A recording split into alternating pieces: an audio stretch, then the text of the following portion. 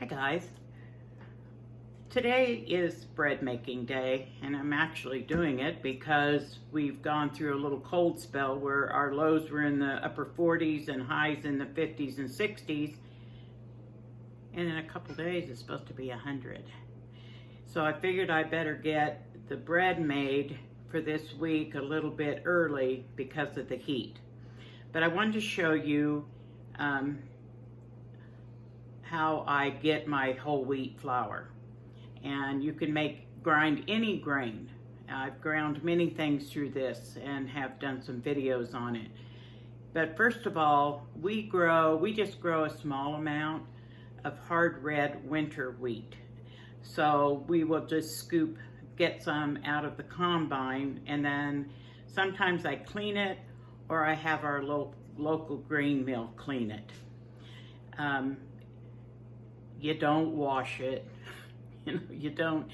It's a matter of running it through screens and getting all the chaff and that kind of stuff out of it. I also have a friend who they raise white wheat, and a couple of years ago bought about a bushel off of her. I store my wheat berries in 5-gallon buckets in Mylar bags with oxygen absorbers. And I'm sure if you've watched all the videos on how that's done, the wheat, since I get so much, I think last time that I got it from my friend, it was literally was about 10 5-gallon buckets full, which is great because I've got it in storage. I bring it upstairs, but I got it during a cold snap, so I just set the 5-gallon buckets that had already been sealed outside to make sure that any bugs or any of that were killed, because it was below freezing for several days. And I didn't have freezer space for that much wheat. So let me show you how I grind my wheat in my wheat mill. I have a Wonder Mill, and I have ground rice for rice flour. I have ground corn for cornmeal. I've dehydrated beans, and like pinto beans, I cooked them, dehydrated them, and ground them, and I made instant refried beans, bean powder. Also from that bean powder, I made like egg noodles. People who are on a gluten-free diet were able to use the bean flour and make egg noodles with it. Let me move you down and I'll show you how I grind my wheat berries. So easy, and it's so handy to have just right here that I grind what I need. Okay, first I'm going to show you how I have my wheat berries. This is the white wheat, and there's my Mylar bags inside my 5-gallon bucket, and once I open them, I don't reseal them. They seem to do okay because I put the lid right back on. And this particular bucket, I don't have one of those twist-on lids, but the rest of them I do. So anyway, now you can see how I've got it stored, and now I'll show you what I do next. I usually grind about 4 cups or a quart of wheat berries at a time. Got to turn the machine on.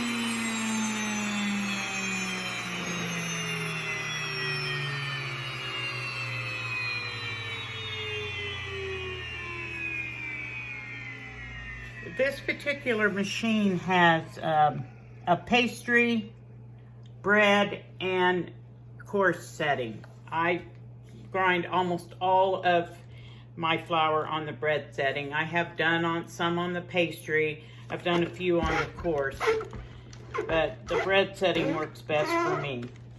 Then you just unplug, because the berries go into the unit with the motor, go through the ground flour, goes through here, and it collects in this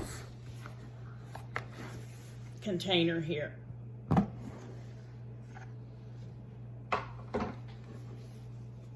And there's my whole wheat flour.